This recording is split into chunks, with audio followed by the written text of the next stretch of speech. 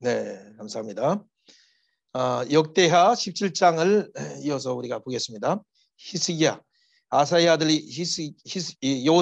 여호사밧을 먼저 한번 잠깐 봅니다. 이런 표현이 있어요. 1절에 아사야 아들 여호사밧이 대신 왕이 되어 스스로 강하게 하여 이스라엘을 방어하되. 여러분 이 표현을 먼저 보세요. 스스로 강하게 하는 것이 뭘까요? 우리가 디모데후서에도 보통 생각나는 단어들이 있죠. 그래서 믿음 안에서 우리가 먼저 강해야 돼. 그렇죠? 자, 어쨌든 강한 것은 다른 것이 아니라 스스로가 마음을 결심을 하고 하나님 앞에서 확정한 마음을 가지고 내가 주님 앞에서 결심했습니다. 내 마음은 확정되었사니 내가 새벽을 깨우는 자로 살겠습니다. 시편의 다윗의 57편의 그 고백처럼 108편의 고백처럼 마음 가운데 뭔가 작정한 거 있어요. 그래서 스스로 강하게 하고 그 다음에 2절에 이런 표현이 있습니다. 유다와 모든 견고한 성읍을 군대를 주둔시키고 그리고 아버지 아사가 정복한 에브라임 성읍들을 영문을 두고 이제 보초를 쓰게 하고 또 이렇게 지키게 하는 거죠. 그런데 3절에 이런 독특한 표현이 여호와께서 여호사밧과 함께 하셨다라는 표현이 있죠. 그렇죠. 하나님이 함께 하시는 표현이죠. 그럼 그가 그의 조상 다윗의 처음 길로 행하여 그렇죠. 바알들에게 구하지 않고 이 우상들에게 구하지 않고 다윗의 처음 길로 가는 것이죠. 그래서 오직 그의 아버지 하나님께 구하며 그의 계명을 행하고 이스라엘 행위를 따르지 아니하였다라는 이 아름다운 표현이 결국 하나님이 이렇게 그러므로 여호와께서 나라를 그의 손에서 견고하게 하시매라는 표현으로 우리는 참 이거 2022년 시작할 때 중요한 내용이에요. 유다 무리가 여호사밧에게 애물을 들었으니 그가 부귀와 영광을 크게 떨쳤더라라는 표현을 보죠. 그리고 전심으로 여호와기를 쫓기 때문에 산당들과 아세라 목장들도 다 유대에서 제거했다는 표현. 근데 더 중요한 말씀이 있습니다.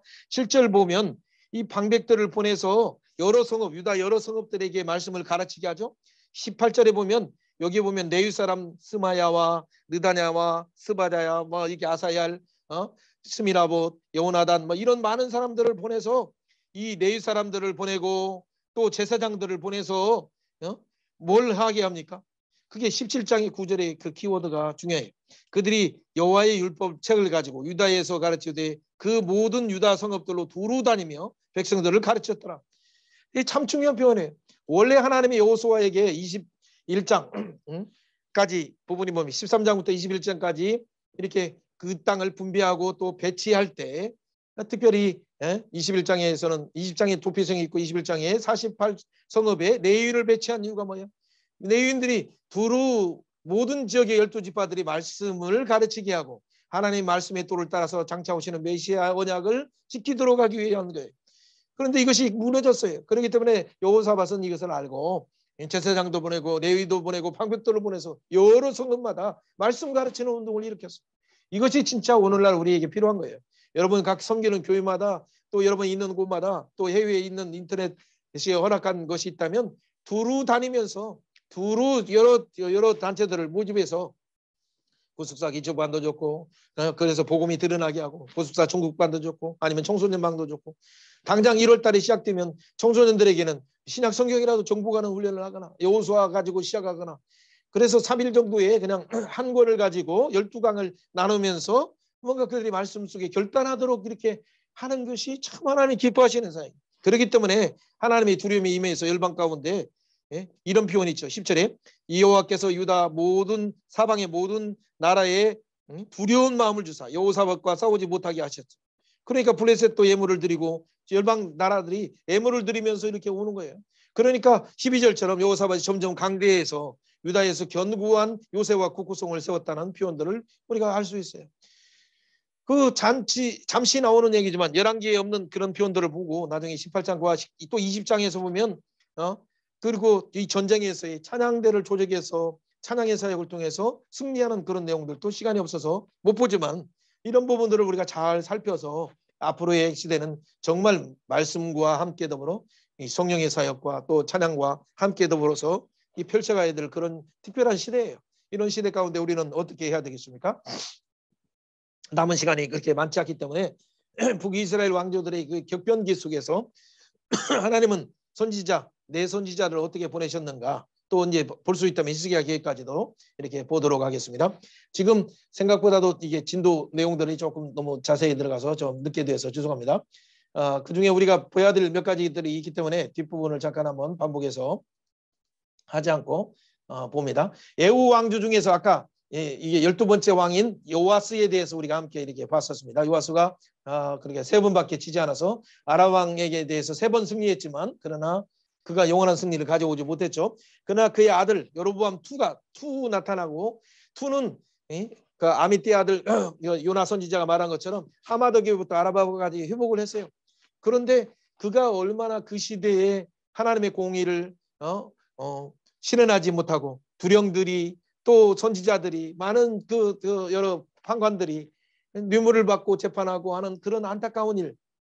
또 이제 바알에 가서 우상을 섬기고 또 뭐 베들로 가서 우상을 섬기고 단에 가서 우상을 섬기고 그런 악한 일에서 북이스라엘이 떠나지 않기 때문에 오히려 하나님께서 그 축복의 땅 하마더기부터 아라바까지 6장 14절에 학대한다는 표현이 있어요. 자, 이 시대를 우리는 한번 볼 수 있으면 봐야 돼. 자, 그런 시대가 언제 나왔는가라는 것을 보면 북이스라엘의 그 예후 왕조의 마지막 여로보암 2 때 가장 경제적으로 부흥하고 경제적으로 왕성했어요. 요즘에 한류 때문에 한국을 하나님 왕성하게 하시는 것은 한 가지 목표가 선교적인 목적 외에는 없어요. 자, 그러나 그가 잘못했을 때 그 아들 스가랴 때 6개월 하다가 그냥 새로운 왕조가 나올 수밖에 없었다는 걸 생각하면 우리는 알 수 있죠. 자, 이런 가운데 이스라엘은 풍전등화 가운데 있어서 마지막 막바지에 사역을 했던 엘리사까지도 이제 죽었어요. 엘리사까지도 전국을 가고 그러면 나머지 부분들은 메시아 언약은 등불이 다 꺼지려고 하는데 어떻게 할까요? 그래서 하나님이 준비하신 부분이 그래서 이 남유다에 대해서는 이사야를 준비하시고 북이스라엘에 대해서는 바로 아모스를 준비하죠. 그것을 보통 기원전 8세기 예언자들이라고 말해요. 예언자들 중에는 우리가 잘 아는 것처럼 호세아, 호미아이, 미가 그렇죠. 그다음에 그렇죠. 아모스, 그다음에 이사야 그렇죠. 이 네 예언자를 하나님이 그 시대에 남북에 골고루 보내셔서 그 사역을 감당한다는 걸 생각하면 되죠. 아합과 여호사밧, 아합의 아들과 여호사밧 이렇게 가다가 예후 왕조 이후에 그러면 바로 이제 히스기 시대는 언제냐? 호세아 끝날 때 19번째 왕이 끝날 때가 이제 히스기야가 되는 것이죠. 그렇기 때문에 그 중간 시대에 있는 여호사밧과 히스기야의 중간에 있는 우시야부터 시작해서 아하스 시대 막 그런 시대 때에 요담, 아하스 뭐 이런 히스기야 시대 때에 네 예언자의 활동을 한번 우리가 보면 되겠어요. 자, 큰 틀에서는 뭐 이 시간이 되면 여러분에게 나눠준 이 내용들을 보면서 조금 대조해서 이렇게 하면 되겠죠. 자, 그중에 아모스를 한번 본다면 우리가 간단하지만 아모스를 조금만 한번 보겠습니다. 아모스 내용은 지리적인 것을 잘 생각하려면 하면 돼요. 특별히 1장에서는 뭐 다섯 나라에 대한 멸망을 뭔가 얘기하다가 갑자기 보니까 2장에 모압도 멸망한다. 처음에는 갑자기 다메섹부터 시작해가지고 다메섹을 멸망한다 하니까 막 박수치고 좋아하죠. 가사도 멸망한다. 와, 에돔도 멸망한다. 다 가두에 그렇죠. 그래. 그러니까 뭐 암몬도 멸망한다. 와, 좋아져. 그러면 이제 어떻게 돼? 그 다음 나오는 것은 이제 2장에 나오는 그래도 유다와 가까이 있는 모압도 멸망한다 하니까 딱 박수치고 하는 그런 부분이에요. 자, 어쨌든 8나라에 대해서 멸망이 있는데 그러면 남유다는 멸망하니 남유다도 멸망한다. 막 좋죠. 이스라엘도 멸망한다 하니까 막 나중에 이스라엘 사람들은 어떻게 되겠어요? 그러니까 이 8나라에 대한 부분에 대한 멸망이 1, 2장에 나온다라는 걸 생각하려고 하면 됩니다. 하나님이 경고하시면서 심판하겠다는 부분이죠. 한번 해봅시다. 아모스서 1, 2장에 8나라를 심판하시는 하나님 이거를 먼저 생각하면 되죠. 그리고 3장에서부터 6장까지는 이 가운데 그러나 방법이 있다. 살 길이 있다. 살 길 3가지 이 부분을 말하기 위해서 새 설교를 하는 거예요. 새 설교. 한번 해봅시다. 살기 위해서는 3가지 방법이 있다. 그렇죠. 그 새 설교를 하는 거죠. 그리고 나서 7장부터 9장까지 그 사역이 하나님의 진짜 심판이 얼마나 엄중한 것인가 다시 환상을 통해서 심판의 엄중함을 말해서 그리고 나중에 그 가운데 하나님의 언약으로 돌아오는 자들에게 회복하는 다윗의 무너진 장막을 회복시키는 5가지 부분을 말씀해 주시면서 회복에 대한 약속을 하셨다는 것을 기억하면 돼요. 그러니까 이런 내용들을 우리가 큰 틀에서 잠깐 본다면 아모스에는 유난히 주변 열국에 대한 심판이 많이 나왔다는 것을 한번 이렇게 보면 돼. 보면 돼. 근데 저자는 이에 대해서 뭐 이런 학문적인 것들은 여러분이 한번 이렇게 보시고 이 가운데 하나님이 공의를 세우라라는 이런 표현으로 주제를 보통 이렇게 표현하는데 사실은 이게 맞기는 맞지만 더 중요한 것은 빨리 언약 속에 돌아와서 하나님만을 우상을 버리고 하나님께 돌아오라는 그 부분이 더 커요. 이제 나중에 성경을 자세히 살 길을 제시할 때 5장 4절부터 보면 나와 있죠. 그만은 먼저 하나님 앞에 우상을 버리고 하나님 앞에 회개하면서 돌아오는 것이 선행되는 것이 필요하고 그 다음에 하나님이 원하시는 그 공의의 나라의 통치를 회복하는 것이 참 필요한 것이죠. 자, 어쨌든 이런 역학관계 속에서 하나님은 어떻게 그들을 변화시킬 것인가 라는 측면에서 하나님의 사람을 보내시죠. 아모스에서는 우리가 그냥 아모스에 흐르는 정의의 강, 공의의 강만 생각해요. 맞아요. 하나님의 그 정의의 강과 공의의 강뿐만 아니라 여기는 사랑의 강이에요. 하나님의 은혜의 강이고 우리를 회복시키시는 생수의 강이 흘러나는 거예요. 이 거룩의 강이 오염된 모든 것을 깨끗하게 하는 정결의 강이에요. 자, 이 몇 가지 부분을 생각한다면 이런 강이 결국에는 뒤에 누구까지 갑니까? 우리가 잘 아는 뭐 예스겔뿐만 아니라 뒤에 나타나는 우리 계시록까지 가면서 그 변결의 삭을 하나님은 어떻게 진행하시는가? 타락의 길을 가고 있는 이들에게 그런 부분에서 한번 따라섭시다. 오, 5나라 멸망. 또 세 나라 멸망, 그렇죠? 5.3 생각하고 뒤에 7장부터 5환상, 5회복 그렇게 큰 구도만 이렇게 생각하면 되겠어요. 자, 그 가운데 하나님은 큰 틀로 이제 한번 아모스를 잠깐 본다면 1장에서는 다가두의 암, 다메섹, 가사, 두로, 에돔, 암몬에 대한 심판이죠. 다가두의 암, 다가두어, 다 그렇죠. 2 모유의 3국, 모압, 유다, 이스라엘. 이 심판하는 그 이유는 뭐예요? 3장 2절에 말한 것처럼 이 땅의 모든 족속 중에서 너희만 알았는데 너희들이 오히려 모든 죄악을 더 짓고 있으니 하나님을 떠나서 우상을 섬기고 있으니 보응하겠다라는 표현이죠. 어찌 사자가 움킨 것이 없이 어찌 숯불에서 부르짖겠느냐? 어찌 하나님의 선지자가 를 통해서 이런 심판을 예고하겠느냐라고 말씀하시는데요. 3장에서 한번 잠깐 나중에 보세요. 그 가운데 하나님은 그 가운데 이제 그 설교를 이렇게 하는 것이 3장에 한번 해봅시다. 3장에 새롭게 모든 족속 중에서 너희만 알았는데 너희 모든 죄악을 보응하겠다라고 이렇게 설교를 시작한다는 걸 기억하면 되죠. 자, 3장을 이렇게 설교 부분을 생각해서 두 번째 설교가 4장에 나오죠. 그 가운데 그 대표적인 것이 뭐가 됩니까? 그 가운데 이 설교 중에 7 재앙에 대한 내용들을 한번 찾아보셔서 이렇게 보면 잘 나와 있어요. 그 중에 특징적인 것이 뭐냐면 키워드 사마리산에 있는 바산의 암소들아라고 말하며 그 이스라엘이 부육 가운데 번영 속에서 여로보암 2 시대 때는 경제적으로 정치적으로 군사적으로도 엄청난 강대국을 이뤘어요. 그래 요아스의 영향이고 예후의 왕조의 영향이죠. 어쨌든 그 가운데에서 다윗에 있는 그 지역까지를 다 회복하는 그런 가운데 있는데 그들은 공의적인 측면 우상 숭배하는 것은 진짜 바닥을 쳤어요. 그리고 심지어는 이 바산의 암소들이 자기들만 생각하고 부육 가운데 있으면서 그냥 기타 치고 노래하고 하는 그런 부분들은 정말 많이 개발됐어요. 개발되었는데 뭐가 개발되지 않았어요? 그때는 오히려 요셉의 환란에 대해서 돌아보지도 않는 기가 막힌 시대 가운데 살아가고 있어요. 사람들이 옆에서 환란 나가고 있거나 그런 것은 상관하지 않고 자기 배만 부르는데 국급하고 있었어요. 자, 이런 가운데 하나님께서 4장에서 이런 표현들을 한다는 걸 생각하면서 베델에서 우상 숭배하고 길갈에서 우상 숭배하고 하는 이런 너희들이 하는 이런 부분들 하나님이 악한 부분에 대해서 다 쓸어버리신다고 말씀하시죠. 자, 시간이 없기 때문에 빠르게만 합니다. 5장에서 이제 그 세 번째 설교를 들어가는데 5장부터 6장까지가 세 번째 설교예요. 그때 이제 애가를 먼저 말하고 또 이제 천이 되었던 백성들이 다 100이 되고 100이 10명만 남고 그러나 살 길이 있다. 살 길은 뭐예요? 5장 4절 한번 읽어봅니다. 이게 돌아가는 아주 중요한 하나님께 돌아가는 방법이에요. 5장 4절 여호와께서 이스라엘 족속에게 이르시기를 너희는 나를 찾으라 그래야는 살리라. 찾아야 돼요. 찾고 찾으면 만나리라. 에레미야 29장에서도 말하는 것처럼 우리는 찾고 회개하고 찾아야 돼요. 그리고 뭘 찾지 말아요. 5절에 말한 것처럼 베델로 찾지 말고 우상 숭배하는 길갈로도 찾지 말고 브엘세바로도 나가지 말고 길갈에는 정령 사로잡혀 있고 뭐야? 베델은 허무너지고 다 망한다. 우상 숭배하는 것을 찾지 말고 여호와를 찾아라. 너희는 온전히 여호와를 찾아라라고 말하고.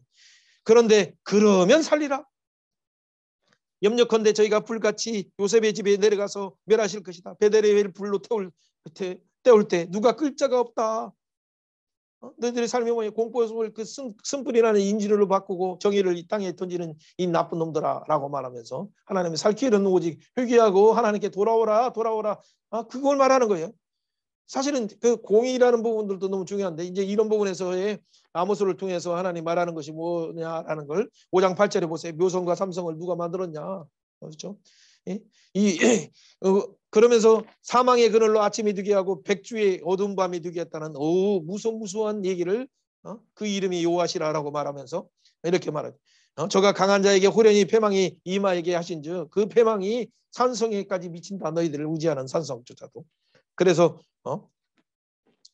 이들의 죄악들은 여러 가지 많아요. 11절에 보니까 가난한 자들을 밟아버리고 미래 부당한 세를 취하고 그리고 비록 다듬은 돌로 집을 건축하였으나 거기 거하지 못할 것이다. 그래서 결국에는 포도원 심었으나 포도주도 마시지 못할 것이다. 안 좋은 얘기들을 분명히 말하고 있죠. 그 가운데 살 길이 두 번째가 있어요. 살 길만 세 가지 보여야 되니까 15절에 나오죠. 그 가운데 너희는 악을 미워하라. 그렇죠. 악을 미워하고 죄악에서 떠나라는 얘기죠. 회개하고 죄악에서 떠나서 선을 사랑하고 성문에서도 공의를 세워라. 성문에서도 하나님이 원하시고 기뻐하시는 하나님의 의를 구하면서 그러면 하나님이 혹시 요셉의 남은 자들 중에 너희들은 요셉 집아들 아니야. 남은 자들의 긍휼히 여기실 수 있다라고 하나님의 회개를 촉구하고 계시는 내용이죠. 그래서 예고하는 부분을 계속 예고를 얘기하다가 그 뒤 우리가 잘 아는 그 뒤에 이렇게 말해요. 18절 5.18 때 화 있을진저 여호와의 날을 사모하는 자여 너희가 어찌하여 여호와의 날을 사모하느냐. 그 날은 바로 하나님의 심판의 날이 어둠이요 빛이 아니다. 그렇죠. 사자를 만났을 때 피하다가 너는 곧 만나서 피하니까 나중에 집에 들어가서 손에 벽을 댔을 때 뱀이 와서 물을 줄 정도로 너희들을 피할 길이 없다라고 하나님의 그 심판의 날을 말해요. 그래서 하나님이 뭐라는 거예요? 너희들이 드리는 예배의 절기 내가 미워한다. 너희들이 성령이 기뻐하지 않는다라고 말하고 있어요. 이런 것을 내가 돌아보지 않겠다라고. 그래서 너희 비표 소리 찬양 소리 다 끊어버리라 라고 말하고. 오늘날 코로나로 인해서 이런 부분이 다 끊게 하시는 하나님이죠. 그리고 살길 세 번째 마지막 5장 24절 우리가 잘 아는 거죠. 이것은 암송해야 되죠. 오직 공법을 물같이 정의를 하수같이 흘릴지어다. 오직 이 공의를 물같이라는 표현은 원래 여기에 있는 것이 아니라 창세기 18장 15절에 하나님께서 아브라함을 선택하신 목적이 너를 선택한 목적은 너희를 통해서 여호와의 도를 보이고 열방에게 보이고 너를 통해서 하나님의 공의와 하나님의 법도를 보이기 위한 것이다. 그래서 너희는 빨리 주변에 하나님의 공의에서 떠난 소돔을 위해서 기도하라고 말하고 소돔을 멸망할 것이라는 경고를 하신 거죠. 그러니까 그 가운데 의인의 기도를 통해서 소돔을 멸하시는 가운데 5 도시를 멸할 때 소돔, 고모라, 아드마, 소보이 멸할 때 소알은 다행히 그 조카 롯을 아브라함의 기도를 기억하사 그의 공의로운 기도에 그가 하나님의 의를 장차 오시는 메시아를 바라보면서 그 비로 덮어주소서 해서 그 소알만 살았죠. 이 땅에서 우리가 공의를 구한다는 것은 한편에서는 가서 정직하게 공의를 말하고 또 그 공의를 실천하는 것뿐만 아니라 또한 간구하는 거예요. 하나님 나라 그를 이루어지도록 강물이 하나님의 통치가 메시아의 또 이사야 9장 7절에 말한 것처럼 다윗 보좌 위에서 그 공의를 통치하시는 메시아의 통치가 하나님 이 문정권 속에서도 제발 이루어지게 하시고 또 사마리아에 세워질 대통령 선거에서도 이루어지게 하여 주옵소서. 한편으로는 기도하면서 해야 되는 것이죠. 살 길이 뭐다? 하나님을 찾고 찾으면서 사는 거예요.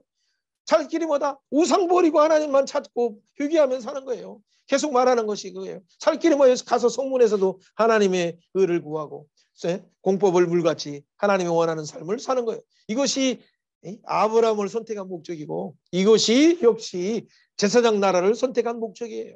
이것이 결국 이사야 9장 7절에서도 말하는 하나님의 열심히 계속적으로 조목하는 부분이 이 아모스를 통해서 말하는 거죠.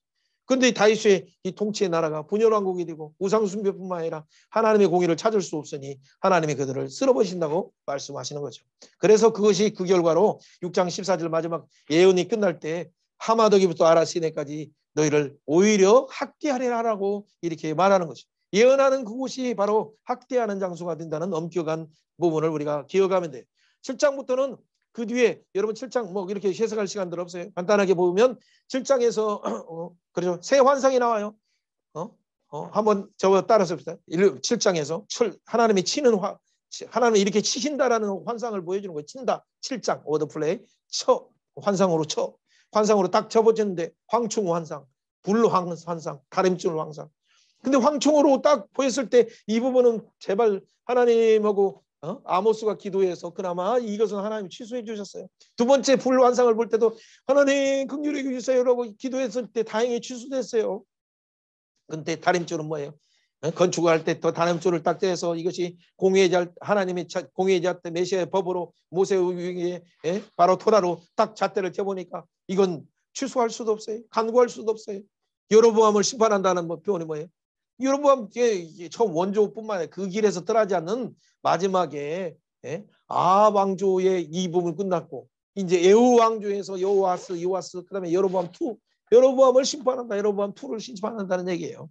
그래서 그대로 그는 죽었고 그 뒤에 바로 스가랴도 6개월 살다가 결국 모반에서 살룸이 왕이 되고 살룸도 또 모반은 무나햄이 왕이 되고 무나햄은 또 부가이가 와서 그것을 배를 갈고 또 아무튼 왕이 되고 부가이가 다음에 또 느신 아람왕 느신과 여기는 베가가 왕이 되고 그다음에 호세가 왕이 되는 것이죠. 이제 끝난 거예요.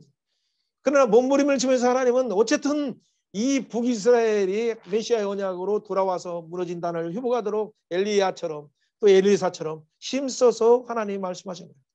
그러면서 이렇게 말해요. 8장에 여로보암 8장에선 여름실과의 한 광줄이라는 여러분 히브리어 나중에 봐서 제가 또 띄운다는 것을 못 띄웠는데 한번 나중에 보세요. 그 단어를 보고 그 이스라엘의 끝이 있다는 그 단어의 발이 다 비슷비슷해요. 그 말들이 왜 비슷한가? 그런 것은 결국에는 하나님 워드플레이를 쓰면서 그 심판이 얼마나 엄중한 것인가를 상징적으로 여름광줄이라는 말을 통해서 이 심판이 딱 떠오르는 끝이라는 단어를 연상하게 하면서 이스라엘 여로보암 왕조는 끝났다라는 하나님의 엄중한 예언을 말하는 거예요.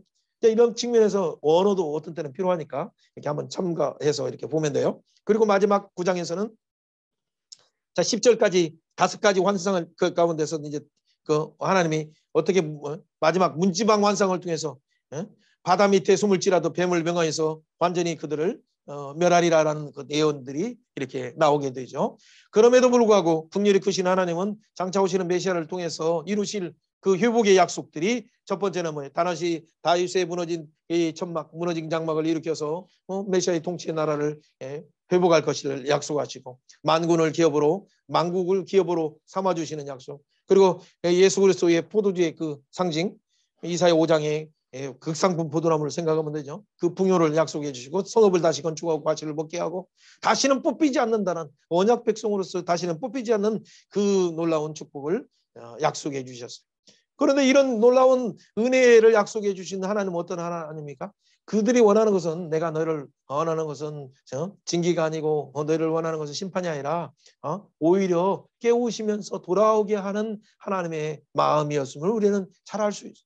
하나님은 아모스를 통해서 부르시는 그 시대에 많은 사람들이 자기 배만 생각하고 요셉이 환난 당하는 자를 생각하고 근심하지도 않고 나라 걱정도 하지 않고 그냥 오늘 즐기며 먹고 살고 하는 이런 한국의 형편과 비슷하다는 걸 기억하면서 하나님 이 나라를 긍휼히 여겨 주옵소서. 공법이 물과 같이 하나님이 되기 위해서는 어떻게 합니까? 오히려 법을 잘못 만들어서 이상한 평등권과 잘못된 법을 통해서 오히려 하나님의 공의를 하나님의 진리를 거룩을 해방하려고 하고 무너뜨리려고 하는 이런 시도를 주님 도말하여 주옵소서. 기도하면서 우리는 아모스를 큰 틀어서 마무리해야 되겠어요. 마무리합시다. 자, 아모스 9장 1, 2장에서 1장에서 5 나라 멸망하고 3국도 멸망된다.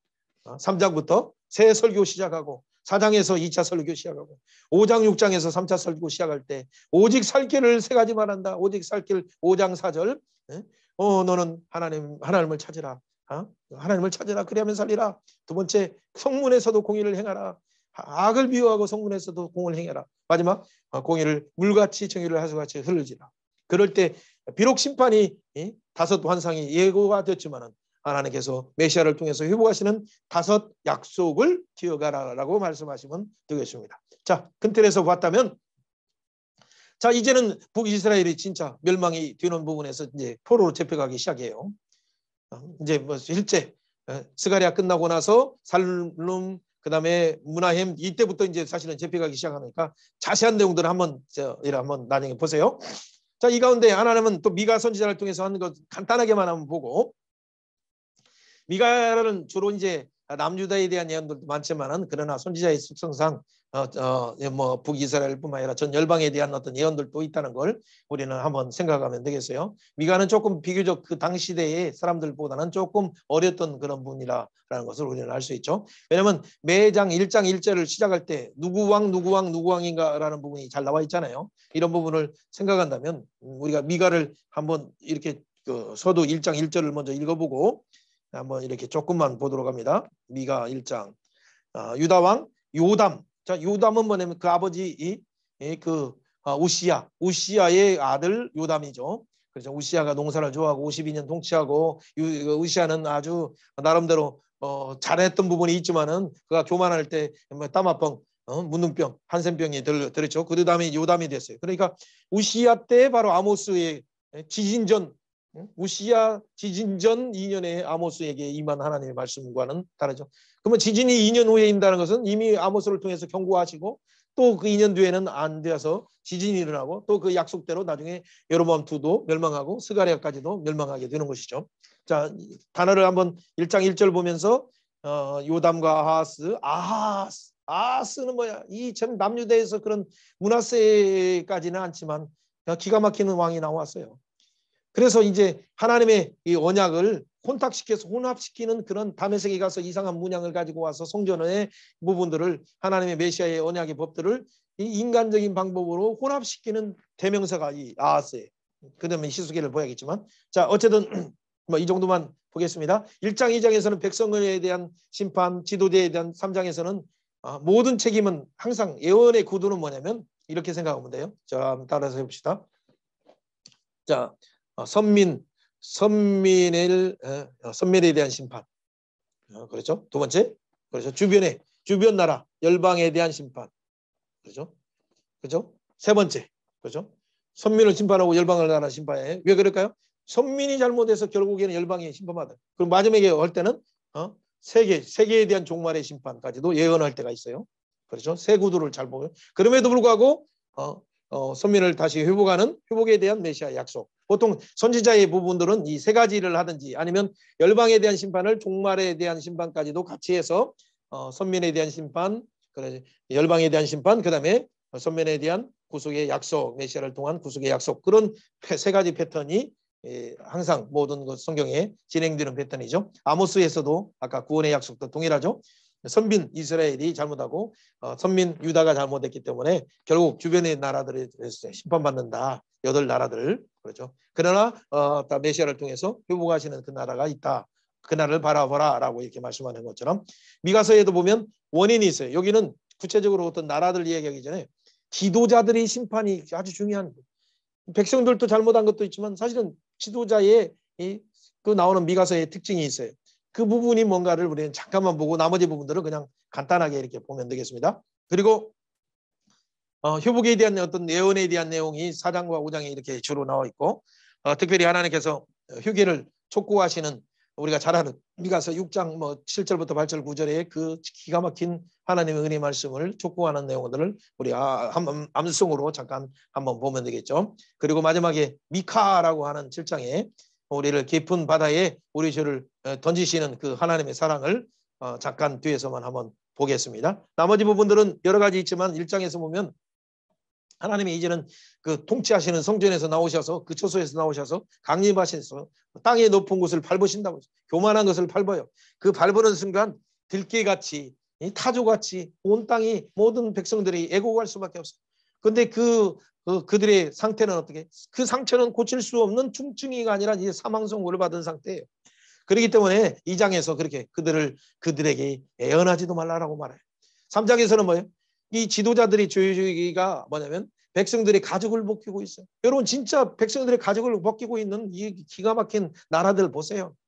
뭐 어떤 나라라고 얘기하지 않아도 점점점 그런 나라로 가는 것이 이건 이게 하나의 시간의 법칙에서 점점점 잘못된 것으로 가는 이유는 뭐예요?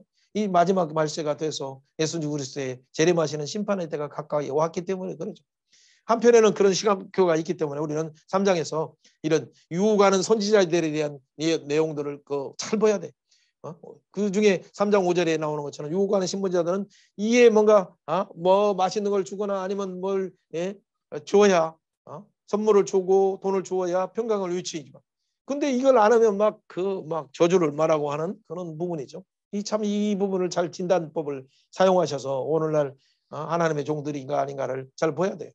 또 11절에 두령들은 뇌물로 재판해요. 그러면 어떻게 돼요? 하나님은 분명히 레위기에서 19장에서도 말하고 19장 2절 하나님이 거룩하니 너희도 거룩하라. 19장 15절에 부자라고 두어하지 말고 가난한 자라도 봐주지 말고 너는 공의로 재판하라고 분명히 19장 15절에 말했어요.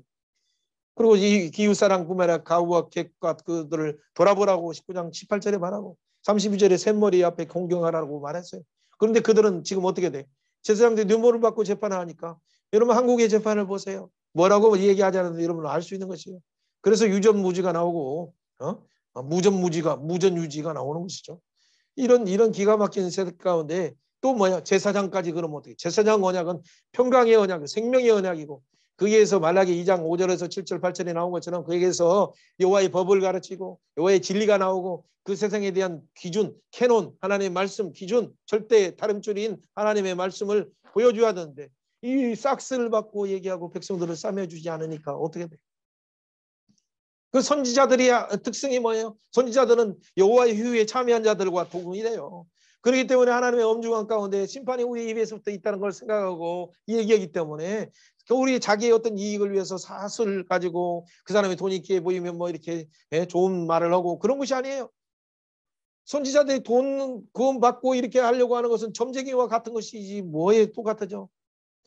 사백용사와 같은 그 아와의 왕위에서 주둔하는 사람이나 그 바알에 450명에 있는 그 사람들이나 다름이 뭐였어요? 여호와 이름만 찾지. 심각한 이런 부분에 종교적인 타락이 결국엔 지도자들을 타락시키고 사회를 부패시킨 거예요. 강단에서 복음을 유치지 않을 때 바로 두령들이 뇌물로 재판하고 그게 한국의 이상은 교회의 책임이 커요. 이 제사장들이 싹을 받고 교훈하고 선지자들이 돈을 가지고 점을 쳐주고 예언하는 그 결과는 기가 막힌 창국이죠. 이게 3장이에요. 이 3장의 세 가지를 생각하세요. 오 미카 여호와 같은 신이 어디 있습니까? 라고 얘기하면서 그 세 가지는 하나님은 이제 물론 뒤에서 말하는 부분이 있죠. 그 특성이 있지만 우리는 두령들이 이러니 두령들은 뭐예요? 지도자들이고 제사장들이 이러니 선지자들이 이러니 이건 메시아의 삼중직을 말하는 거예요. 두령이라고 표현하지만 왕을 말하는 거잖아요. 판관을 말하는 것이고 그리고 뭐예요? 제사장은 뭐예요? 메시아 제사장 중에 제사장이 예수님의 제사장처럼 싸매주고 그 목자 없는 그들을 불쌍히 여기고 다가요. 선지자 중에 선지자는 그 예언자로서의 그 사역을 감당해야 되는데 바른 말을 하지 않고 있으니 삼중직이 무너진 거예요. 메시아 삼중직이. 3장을 꼭 기억하세요. 삼중직 무너진 그렇죠.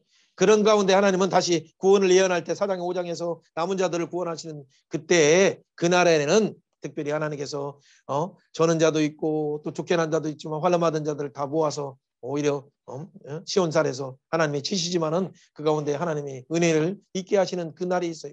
그래서 그 날은 뭐예요? 우리가 자랑한 4장에 칼을 쳐서 보습, 창을 쳐서 다시 전쟁을 연습하지 않는 나라를 만든다는 얘기를 한 거죠.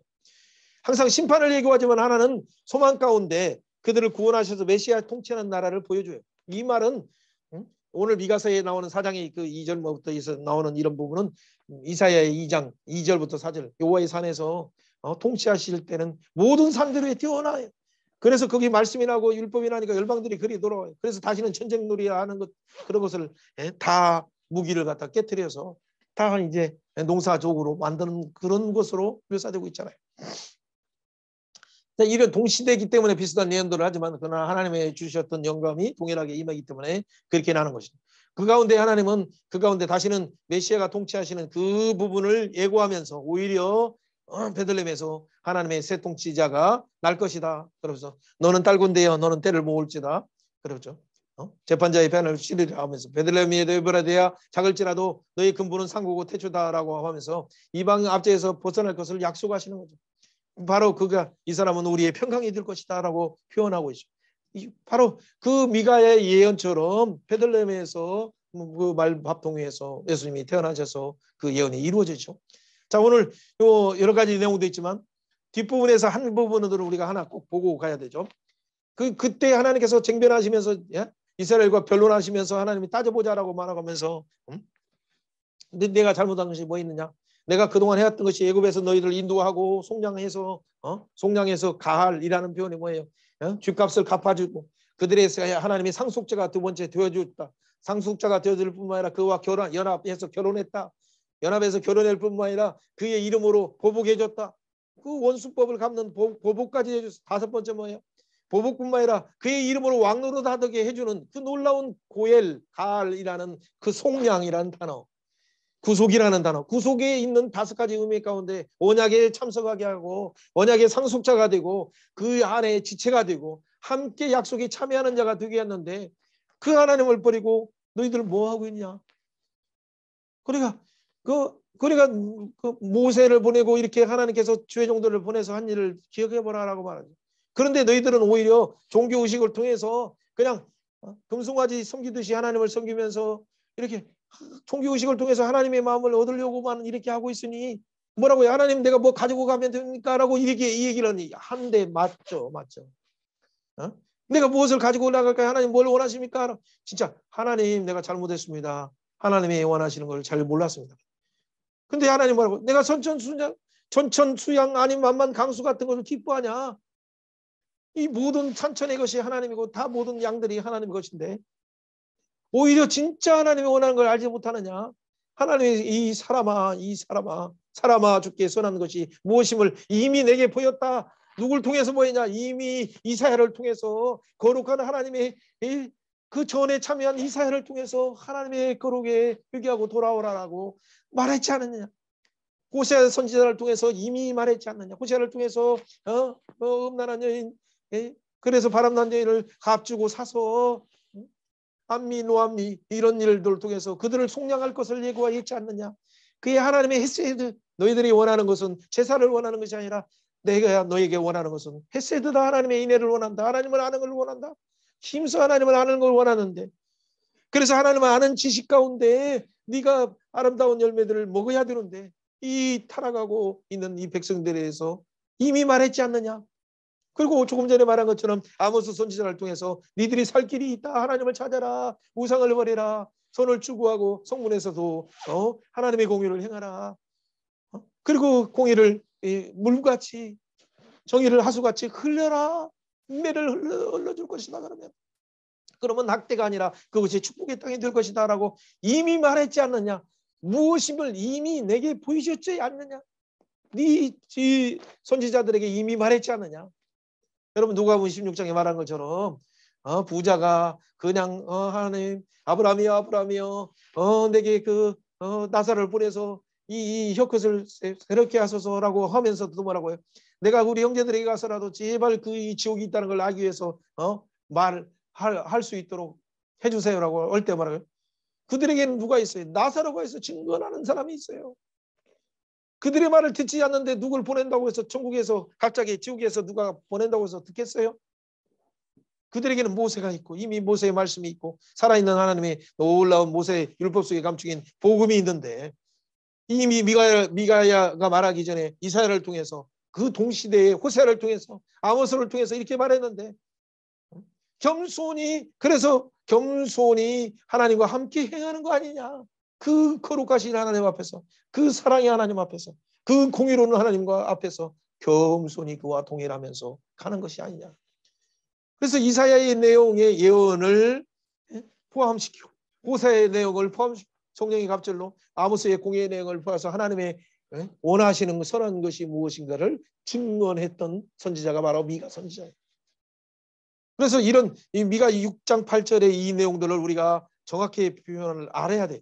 그래서 완전한 지혜는 주의 이름을 경외하다. 우리가 이제 뭐 잠언 1장 7절에 나온 것은 진짜 지혜는 뭐예요? 여호와를 경외하는 것이 지혜의 근본이에요. 욥기 28장에 말한 것도 그 바로 여호와를 경외하는 것이 지혜예요. 지혜. 모든 것에 하나님을 경외하는 것이 지혜인데 여기서도 또 말하고 있어요. 하나님을 경외하면 하나님의 지혜 가운데 너희들은 충분히 받는데 지금 빨리 회개하고 매를 순순히 맡고 순종하고 악을 버리고 돌아와라라고 말합니다. 한국 교회여 매를 속히 맡고 순순히 항복하고 하나님 앞에 돌아가라. 중국의 교회여 매를 속히 맡고 돌아가라. 하나님의 한탄하시고 계십니다. 자, 어쨌든 그럼 너희들이 그 불완 제물을 취하고 이렇게 아무리 먹어야 부정한 제물을 사용하고 내가 아무리 먹어도 배부르지 않는다. 아무리 뿌려도 열매 맺지 않는다는 그런 안타까운 얘기들을 말씀하시는 걸 생각하면서 그래서 너희 아합의 왕조뿐만 아니라 오므리 왕조 행위를 이렇게 쫓아가고 있으니 너희 땅은 황폐할 수밖에 없다. 그래서 사람들을 웃음거리밖에 들 수 없다는 얘기를 엄중한 얘기를 했어요. 그래서 결국에는 마지막 부분만 우리가 중요한 내용이 그때 이제 뭐 아무튼 미가의 그 재앙의 시대 가운데 여름 실과에 대한 얘기는 끝에 뭐 어떤 얘기가 나와 있기 때문에 심지어는 그때는 누구도 믿을 수 없어요. 내 품에 여인에게도 입소의 문을 지켜야 되는 그런 시대. 원수가 뭐 자기 집안 안에서 막 서로 찌르고 쌀려고 해가지고 진짜 공가로 이상의 어떤 일들이 일어나는 환란의 시대 가운데 우리는 어떻게 희망을 바라보면서 살아갈 수 있어요? 그러니까 7절에 나오는 것처럼 7장 7절 한번 우리가 찾아서 한번 읽어봅시다. 아주 중요한 부분이니까 한번 꼭 읽어보면서 그다음에 가도록 합니다. 오직 나는 여호와를 우러러보며 나를 구원하신 하나님을 바라보나니 나의 하나님이 나를 들으시로다. 나의 대적을 인하여 나로 인하여 기뻐하며 기뻐하지 말지니라. 나는 엎드러질지라도 일어날 것이고 어두운 데에 앉을지라도 여호와께서 나의 빛이 되실 것이다. 여호와께서 내 빛이 되어 주실 것이고 주께서 인도하셔서 내게 광명에 이르게 하시고 내가 반드시 하나님의 의를 볼 것이라는 이 희망의 고백을 하게 하셨어요. 그래서 구절에 나온 것처럼 그 광명의 빛을 보게 하고 그 뭐에 장차 오시는 메시아를 다시 한번 바라보면서 하나님의 그 은혜의 회복을 바라보게 되는 거예요. 그때 이런 놀라운 하나님의 은혜 가운데서 우리가 잘 아는 것처럼 이런 표현들도 있죠.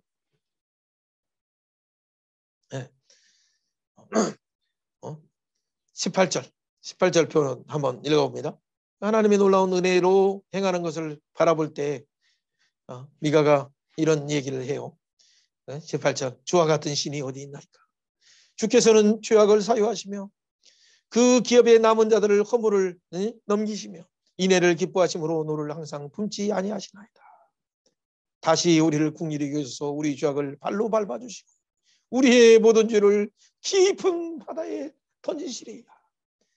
그분이 보내시는 메시아를 통해서 우리에게 비치신 그분을 보고 우리를 인도하사 그 비치신 그 광명이신 그분을 바라보고 그를 통해서 의를 얻게 하셔서 우리의 죄를 깊은 죄를 사유하셔서 18절에 나오죠. 그가 인애를 베풀어 주셔서 노를 품지 않으셔서 우리의 죄를 밟아주시고 깊은 바다에 던져주신다는 놀라운 고백을 하면서 여호와 같은 신이 어디 있나이까. 그 말에 미카라는 말이 그 말에 미카 여호와 같은 신이 어디 있습니까? 라고 말합니다. 그의 이름으로 하나님을 찬양했어요. 그런 가운데 하나님께서 특별히 마지막 20절에 이렇게 주께서 우리 열조에게 명령한 대로 야곱에게 성실을 베푸시고 아브라함에게 인애를 더하시리나이다. 그렇죠? 이 아름다운 고백을 하면서 그에는 하나님을 바라보면 메시아를 통해서 회복의 날을 바라보면서 주의 지팡이로 주의 계획들을 먹이시는 것처럼 옛날과 같이 회복시키시는 그 나라를 바라보면서 소망의 노래를 불렀어요. 자, 오늘 미가를 보면서 여러분 어떤 생각이 들었어요? 자, 뭐 여러 가지 시간들이 그렇게 없기 때문에 하나님께서는 결국 원하는 것은 당시에 이미 말한 선지자를 통해서 하신 것처럼 이사야를 통해서 호세아를 통해서 그리고 미가를 통해서 아모스를 통해서 하신 말씀들을 지금 강조하고 계신 거죠. 자, 이 가운데 히스기야 얘기들을 하기 전에 히스기야 이전에 우리가 이사야를 잠깐 보세요. 이사야를 보는 게 더 낫죠? 오히려 이사야의 7장을 보세요. 히스기야의 아버지 아하스가 얼마나 악한 부분을 했는가 보면서 히스기야를 마저 이렇게 보여야 되기 때문에 이사야 가운데 우리가 자, 뭐 큰 틀에서 간단히 보면 끄고 그냥 만나도 되니까 이렇게 해도 됩니다. 혹시 볼 수 있으면 7장 1절에 한번 읽어봅니다. 우리가 찾으신 분들을 이렇게 지금 뭐 눈이 조금 죄송합니다. 가까이에서는 또 이렇게 안 보이고 계시라 죄송해요. 자, 7장 1절이면 우시아는 무능병 들었던 나중에 우사의 손자, 자 요담의 아들 이 아하스 때, 아하스가 참 문제는 역학관계가 갑자기 바뀌어서 남유다예요. 아하스는.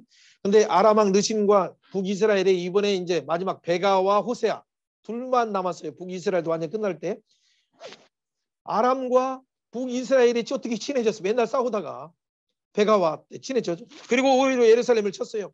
근데 능히 이기지 못하고 있었어요. 그런데 거기 이렇게 말해요. 다윗의 집에게 고하되, 다윗의 집이라는 말은 아하스가 얼마나 말을 안 듣고 있는데 다윗의 언약을 생각해서 하나님이 아무튼 이렇게 표현을 이렇게 하는 부분이 있죠. 2절에 다윗의 집에 고하여 가로되 아람이 에브라임과 동행하였다 하였으므로 왕의 마음과 그 백성의 마음이 살림의 바람같이 흔들림같이 흔들렸더라. 여러분 막 오도도도도도도 떨듯이 나무 바람이 막 떨리듯이 여기저기서 온천하가 떨리 이 떨림은 여러분 민수기 14장에서 그들이 그 아낙 자손이 막 가갖고 크고 장대한 나라 13장에 하니까 막 14장에 온 땅이 막 통고 가면서 그거 막 온 땅에 막 살림이 떨어져. 그럼 믿음이 없으니까 하나님이 행하시는 모르가 그들은 우리의 밥이라 하라고 하면서 정복해야 되는데 못해요. 그러니까 막 그들은 울다가 나중에는 막 또 40년 뺑뺑이다라고 하니까 조급해서 막 또 치러 호르바까지 올라가다가 도망가서 호르바로 도망오니까 또 막 살림을 떨듯이 또 떨어요. 믿음 없는 사람의 특징의 부분이에요. 그때 이렇게 표현해요. 살림까지 뜨는 그 백성들과 왕에게 누가 보내요? 하나님이 안타까워서 이사야를 보내요. 야 다윗의 집의 아들아. 3절에 어디에서 보내? 수알야섭 윗몸 수도 끝. 자 이게 수도의 세탁자의 밭 큰 길에 나가서 그 말은 이 실로암 물가에 있는 바로 그 음악이에요. 그들의 전쟁이 일어나면 물부터 없어지면 가장 그들은 항복할 수밖에 없어요. 근데 이 물들 문제들을 해결하기 위해서 나중에 히스기야는 지혜롭게 잘 파가지고 실로의 물을 저쪽에서 기온샘에서 몰리 끌어다가 이렇게 해서 그 가운데 나름대로 자기 전략으로 이렇게 준비를 했죠. 근데 그것은 뭐냐면 실로암 물은 나중에 또 뒤에 나오지만은 8장에서도 나오고 그러지만은 생수의 그는 하나님을 상징하는 어떤 그런 부분이에요. 하나님이 지켜주심을 바라보지 못하고 떨고 있기 때문에 지금 그곳에 전쟁이 일어나면 물이 있는가부터 먼저 확인하는 아하스에게 가서 이렇게 말하는 거예요. 야 4절에 이렇게 말해요. 야 아람 왕 느신과 느말리의 아들 베가가 있을지라도 그들은 부직갱이가 뭔지 알아요? 여러분 연기나는 부직갱이는 불 때다가 많은 이렇게 불쏘시개로 쓰는 것밖에 아니에요. 두 부직갱이 그루터기에 불과하니 두려워하지 말고 낙심하지 말라 이 바보야 라고 얘기하는 거예요. 그걸 5절에 말한 것처럼 아람 왕이 느말리의 아들에 대한 악한 꾀로 너를 대적하고 이러고 이런 이렇게 올라가서 치자라고 하지만 절대 그 도모가 절대 이루지 못한다. 그러면서 이런 표현까지 해요. 하나님이 얼마나 역사를 준양해서 이미 아람 왕을 누가 세웠어요. 다 엘리야를 통해서 엘리사를 통해서 펴온 것들도 잘 모르는가도. 그러니까 아람의 머리는 다메섹이고 다메섹의 머리는 느신이고 에브라임의 머리는 사마리요 사마리의 머리는 느말리의 아들이라도 65년에 하나님의 예언이 임하는 거죠. 65년은 다시는 에브라임 폐하에서 다시는 나라를 이루지 못하리라. 너희가 믿지 못하면 정령 굳게 서지 못하리라. 분명히 예언을 해요. 65년 내에 다들 그 북이스라엘 망하고 심지어는 남좌우에 있는 아람 국가도 망하는 것을 얘기를 해요. 근데 그 말을 믿지 않으니까 얼마나 징조로 다시 나타나서 이렇게 하나님께서 10절에 이런 표현하는 거예요. 여호와께서 또 아하스에게 일러 가라사대 너는 내 하나님께 징조를 구하되 깊은 데서부터 높은 데서도 제발 기도 좀 해봐라 아하스야 라고 하는데 아하스가 뭐라고 해요? 나는 구하지 않겠습니다. 왜? 하나님을 시험하지 않겠습니다. 이런 바보가 됐어요. 오히려 하나님을 괴롭게 하지 않겠습니다라는 표현이에요. 근데 오히려 하나님의 사람 이사야에게 하나님이 뭐라고 말합니까? 이사야가 가로되 다윗의 집이요 다윗의 집이요 다윗의 집이요 총 큰 제 잘 좀 들으라. 네가 사람을 괴롭게 하고도 그걸 작은 일로 여기서 지금은 하나님을 괴롭게 하려고 하는 거야. 하나님의 사람을 괴롭게 하는 것뿐만 아니라 하나님을 괴롭게 하느냐? 왜 이렇게 믿음이 없느냐? 그래서 얼마나 악한 세대에게 표적을 보일 수밖에 없죠. 그 표적이 뭐예요? 내가 징조로 너에게 보이리라. 처녀가 잉태하여서 아들을 낳을 것이다. 임마누엘이다. 여러분, 임마누엘, 보통 하나님 우리와 함께 하신다는 증거로 오시는 예수 그리스도에 대한 예표의 사건이 가장 극악한 아하스, 그것도 다메섹에 가서 저기에다가 아수르에게 돈을 줘가지고 그쪽에서 또 해서 다메섹을 또 치게 하고, 그래서 그쪽에 있는 다메섹에 있는 문양을 갖다가 만들어 가지고 우시아 제사장에게 말해 가지고 예루살렘 성전의 이 몇 가지 기구들을 오염시키고 했던 이 악한 아하스가 하나님의 법이 아니라 이 세상의 그 유행에 따라서 뭐 이런 것들을 혼합시키고 하나님의 복음으로 메시아 언약을 계승하지 못하도록 한 이 아하스에게 가장 악하기 때문에 하나님께서 이렇게 예수 그리스도를 빨리 보내셔서 이들을 구원할 이 부분이 빠르게 하지만 안 된다는 하나님의 마음의 심정으로 그 계시의 확장이 모리아산에서 오시는 그분이 바로 출애굽기 12장에서 오시는 세상진을 구하는 그 어린 양, 그 어린 양을 보내줄 때 민수기에서 21장 그 독사에 물려서 믿음 없는 그 시대를 위해서 빨리 장대에 달리게 하시려고 하는 그 하나님의 사랑이 이제는 여기에서 급하게 나타나서 한 계시 하나를 더 보여주는 거예요. 처녀를 통해서 잉태하는 그 징조를 보여주겠다. 물론 당시에 있는 이 사람에게도 나타나는 것이죠. 선지자를 통해서도 아들을 얻게 하고 아들의 이름을 통해서도 예언하는 그런 부분이지만, 그러나 이런 걸 통해 예언의 이중구조 삼중구조를 통해서 하나님의 그 마음이 그 죄악을 위해서, 그 죄악의 근본적인 문제를 위해서 사랑하시는 독자 예수 그리스도 임마누엘 예수 그리스도를 보내서 이 문제를 근본적으로 해결하겠다는 하나님의 의중이 그 속에, 그 속삭임 속에서 숨겨져 있어요. 하나님의 사랑의 안타까움이 숨겨져 있는 것을 우리는 읽어야 돼. 자, 어쨌든 이런 사건 가운데 대저 아이가 악을 버리기 전에 선을 택하기 알기 전에 너희 미워하는 두 왕이 땅에 패한 바 되리라 라고 엄중하게 말하면서 17절에 분명히 말해요. 그래서 여호와께서 에브라임의 유다를 떠날 때 당하여 보지 못한 나를 너와 내 아비와 내 백성에게 임하게 하시리니 아수르 왕이 오는 날이라. 그날에는 애굽 아수르부터 먼 지경의 파리와 아수르의 땅에 벌을 불러서, 파리와 벌을 불러서 이것을 모든 초장에 앉으리라 라고 말하면서 하나님의 엄중한 심판들을 얘기하죠. 그래서 아수르 왕으로 머리털을 밀게 하고 수염도 다 깎게 하리라 라고 이 얘기를 하시는 얘기죠. 어쨌든 자, 이런 내용들을 먼저 보면 우리 이사야 이 부분을 중에서 한 가지를 볼 수가 있죠. 자, 그 다음에 뒷부분 한가 보고 시간이 됐기 때문에 마무리 거기다 들 것 같아요. 죄송합니다. 이렇게 가는 줄을 모르고. 자, 이런 안타까운 가운데 우리가 임마누엘이 있다는 걸 생각하고 8장을 한번 잠깐만 보세요. 8장 1절에 이사야 8장 1절에 통용문자로 마알살렐 하스바스라 쓰고 자, 아들을 두 아들들을 또 주는 거죠. 그래서 그 예언이 얼마나 엄중하게 임할 것인가를 얘기하고, 자 6절에 이렇게 말해요. 이 백성이 천천히 흐르는 실로와 물을 버리고 느신과 느말레의 아들을 기뻐하니. 그러니까 오히려 느신과 북이스라엘의 배가를 기뻐하니, 그렇죠. 하나님을 버리고 실로와 물이 생수의 근원이신 하나님을 버리고 오히려 그들을 쫓으니 하나님께서 어떻게 하셔요? 7절에 말하는 것처럼 그러므로 저 아수르의 왕으로부터 창일한 큰 하수를 몰고 와서 그 유력으로 그들의 위협에서 덮을 것이다. 그래서 뭐예요? 아람을 치고 모든 것을 차고 넘쳐서 모든 언덕을 치고 북이스라엘도 치고, 그래서 8절에 흘러내려와서 유다 앞에서도 창일하게 목까지 미치리라 라고 말해요.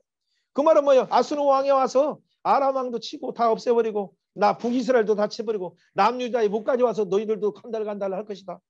그런데 그때 안타까운 가운데 하나님 마음이 뭐예요? 임마누엘이요. 조금 전에 임마누엘 말했죠.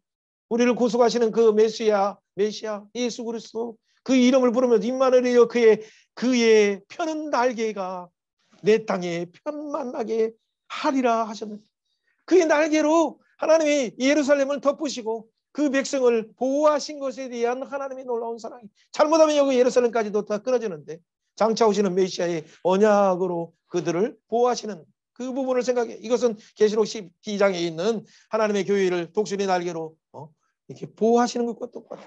32장에서 신명기 32장에서 독수리 날개로 훈련시키신 하나님께서 신명기 19장 5절 6절에서 독수리 날개로 그들을 업어서 이스라엘 백성들에게 제사장 나라로 삼으신 그 하나님께서 지금 그 임마누엘 하나님께서 바로 그의 날개를 펴서 그들을 보호하시는 그 말씀들을 하는 거죠.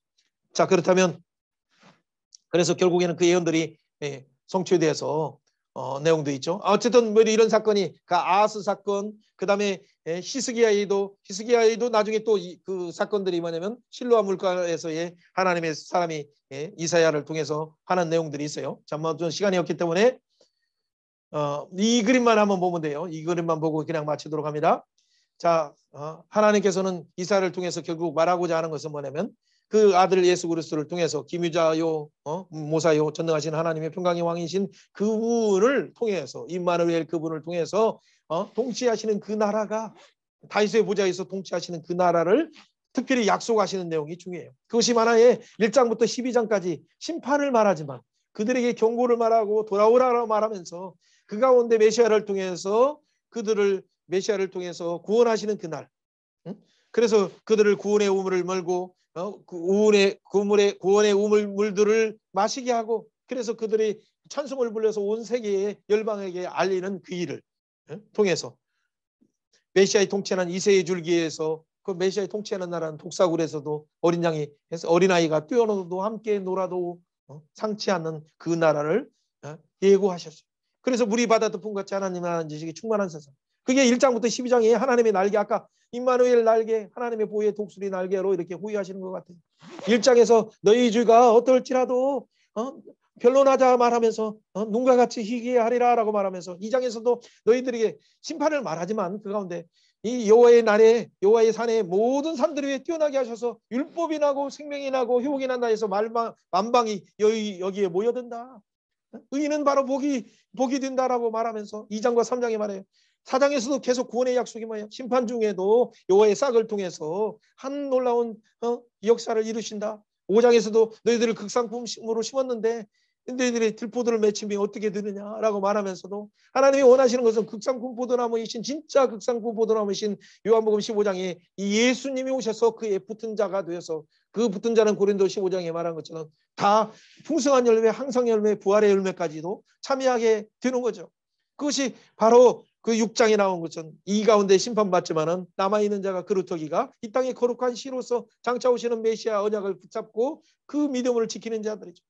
바로 오늘 7장에서 말한 그 임마누엘 역사. 18장에서 실로암 물을 버리지 말고 그 실로암 물을 바라보는 자는 여호와의 날개 가운데 보호함을 받는 자. 그 자들은 바로 9장에서 말하는 흑암이 있는 그런 갈릴리의 주변의 이 땅에서 참빛으로 오시는 그분 메시아가 그분이 뭐예요? 하나기가 나는데 메시아이에요. 평강의 왕이에요. 그분이 다윗의 보좌에서 공유와 하나님의 의로 통치하시는 그분이에요. 그분이 이 새해 줄기에서 11장이죠. 오셔서 메시아 통치를 할 때 물이 바다를 덮은 같이 하나님 하나님 지식이 충만한 그것이 그래서 이 구원의 샘을 마시는 자는 12장에서 하나님의 놀라운 은혜를 열방에 찬양하게 되는 것이죠. 사랑하는 여러분, 우리는 이사야 가운데서도 심판이 있지만 심판의 불을 분명히 이렇게 말하지만은 하나님의 뜻은 뭐예요? 그 하나기를 주셔서 완전히 구원하신다는 거예요. 그렇기 때문에 너희는 빨리 돌아와서 우상을 버리고 하나님 앞에 가라라고 말하는 거예요. 그 가라는 것은 다른 것이 없어요. 이사야에게 그 부정한 입술을 깨끗하게 하는 것처럼 이사야의 입에 대며 이렇게 말하죠. 내 악이 제하여졌고 내 죄가 사하여졌다. 이 숯불이 이사야를 정결하게 만들게 되죠. 예수 그리스도를 통해서 정결하게 하는 사역이죠. 손을 대면 그 부정함이 벗겨져요. 그런데 여기서는 새로운 개념이 등장해요. 이 거룩하고 정결한 물체인 숯불이 이사야에게 닿고 숯불의 정결함이 이사야에게 전달되어 거룩해지죠. 메시아. 거룩함에 의해 죽지 않고 오히려 거룩함으로 변화를 받게 되죠. 선지자 에스겔에게서 거룩에 대한 말씀을 또한 볼 수 있어요. 성전에 서 있는 환상을 보죠. 성전 문지방 밑에서 물이 나오는데 그 물이 흐르며 점차 차오르더니 건너지 못할 강물이 되죠. 그 강물이 사막을 흘러 나무가 무성해지며 산까지 이르며 이 강물이 닿는 곳마다 생명이 번성하며 살아나게 됩니다. 정결한 후에 성전에 들어가는 것이 아니라 하나님의 거룩함이 성전에서 흘러나와 모든 것을 정결하게 하고 생명을 불어 넣는다는 거죠. 예수님은 두루 다니시며 율법에서 부정하다고 한 나병 환자, 결핍병원인 여인, 죽은 사람들을 만지시죠. 예수님이 그들을 만지실 때 그들의 부정함이 예수님께로 옮겨오고 반대로 예수님의 정결함이 그들에게 가게 되어 실제로 그들의 육신이 치유되는 거죠. 예수님은 마치 이사야 환상의 거룩한 숯불과 같습니다. 예수님은 하나님의 거룩함을 인간의 육신을 입고 오셨죠. 그리고 예수님과 그를 따르는 사람들을 이제 하나님의 성전이라고 선포했죠. 그래서 그들을 통해 하나님의 거룩한 임재가 세상 가운데 퍼져나가 생명과 치유와 소망을 전파하게 되죠. 그리고 이것이 예수님께서 나를 믿는 자는 생수의 강이 그들에게서 흘러나온다고 하신 이유죠. 이 강은 어디로 흘러가는 건가요? 성경의 마지막 책인 요한계시록은 하나님의 거룩함에 대한 마지막 환상으로 끝나게 되죠. 그의 환상 가운데 우리는 완전히 새롭게 된 새 하늘과 새 땅을 봅니다. 온 세상은 하나님의 성전이 되는 거죠. 그리고 에스겔서에서의 강물이 하나님의 임재에서부터 흘러서 모든 피조물을 뒤덮고 생명을 회복하게 하시죠. 하나님의 거룩하심이 창조된 모든 만물을 새롭게 하실 그날을 기대해요. 아멘. 네, 우리가 오늘 여러분 많은 바쁜 가운데 또 늦은 시간까지 이렇게 해서 잘 들어주셔서 너무 감사합니다. 오늘 말씀 속에서 하나님은 아모스를 통해서뿐만 아니라 그 초청하시는 공으로의 초청뿐만 아니라 호세아를 통해서 그 사랑 헤세드의 하나님의 사랑으로 초청하시고 이사를 통해서 그의 거룩을 통해서 그의 정결함 가운데 오는 그 샘물을 마시도록 초청하셨. 미가를 통해서 겸손하게 그가 동행하면서 그의 부르심의 초청 가운데 그 잔치에 참여하도록 우리를 부르셨어요. 이 가운데 이 부름받은 우리는 하나님의 거룩한 초청을 또 다른 사람에게 전하는 순간 하나님의 치유의 역사가 그들을 만지는 곳마다 일어나는 그 역사가 일어나는 거죠. 이런 가운데 우리가 다 나누지 못했지만 메시아 언약을 통해서 비록 반응들이 약간 다르게 나누고 두 기둥으로 이렇게 두 길로 나눌 수 있지만 그 가운데 어떠하든지 우리는 말씀을 선포하고 설득하기도 하고 그들에게 각종 비유를 통해서도 말해야 될 책임이 있어요. 왜? 이 말씀을 맡은 자이기 때문에 한 사람이라도 죽게 돌아오기 위해서. 그래서 1장부터 12장에서 말한 것처럼 하나님께서 유다에 대한 심판 예고 중에도 아까 말한 이 놀라운 구원의 소식을 함께 말해야 돼. 13장에서 23장까지 말은 열방을 심판하지만 그 가운데도 하나님이 구원의 소식이 있어요. 24장, 27장에는 종말에 오는 영원한 심판을 얘기하지만 그 중에서도 메시아의 구속의 소식이 왜 들어가 있어요? 이게 하나님의 사랑의 마음에 28장부터 39장, 36장부터 보고 39장이 주로 시식이하지만 그 이전의 역사 속에서도 하나님의 왜 심판을 말하면서도 구원을 말할까요?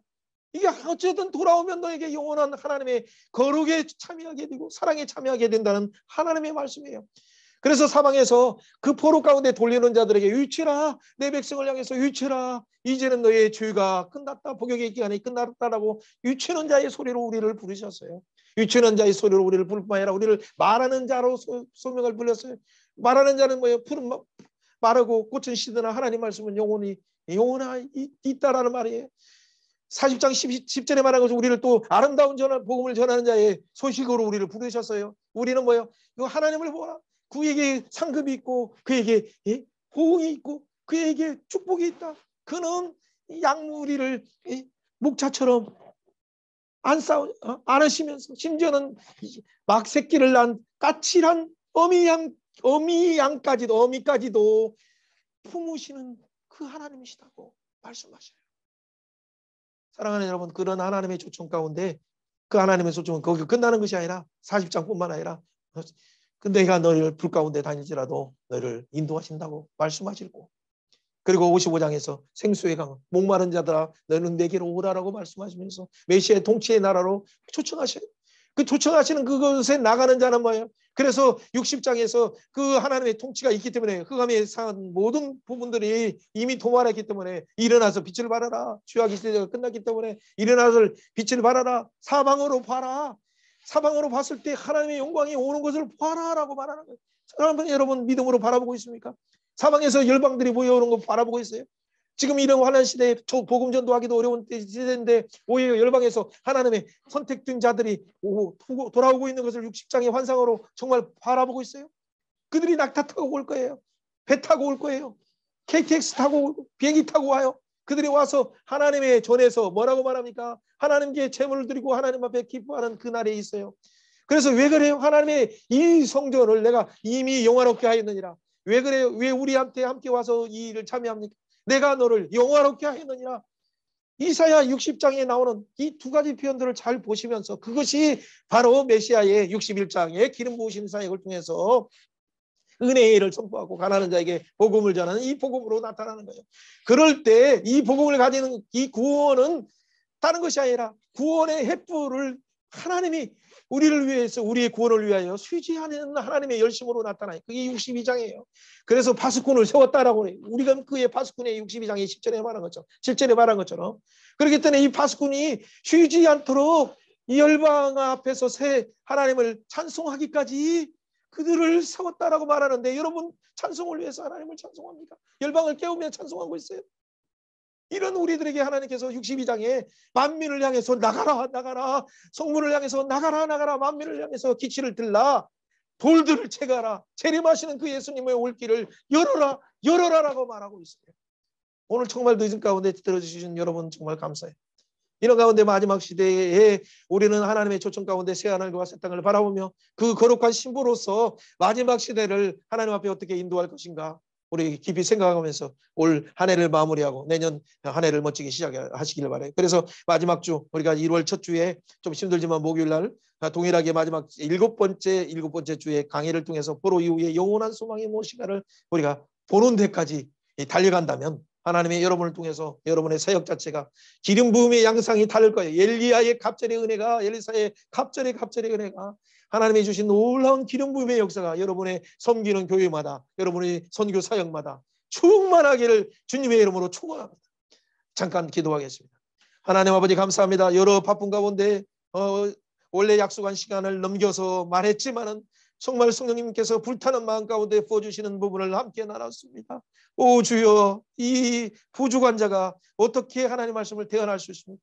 그럼에도 불구하고 함께 지어져가는 믿음의 공동체로서 사랑하는 성도님들을 함께 세웠사오니 이 시대를 깨우는 믿음의 권사로 기도하는 놀라운 선교사로 믿음의 동지자를 세웠사오니 우리의 약한 물을 힘있게 하여 주옵소서. 오 주여 머리끝부터 발끝까지 성령으로 충만케 하시고 하나님의 말씀으로 충만케 하셔서 말씀이 선언되는 곳마다 생명이 회복되고 놀라운 생명의 사역이 흥왕이 일어나게 하셔서 열방이 하나님의 영광을 보게 하여 주옵소서. 감사드리며 예수님 이름으로 축복하며 기도하옵나이다. 아멘. 아멘.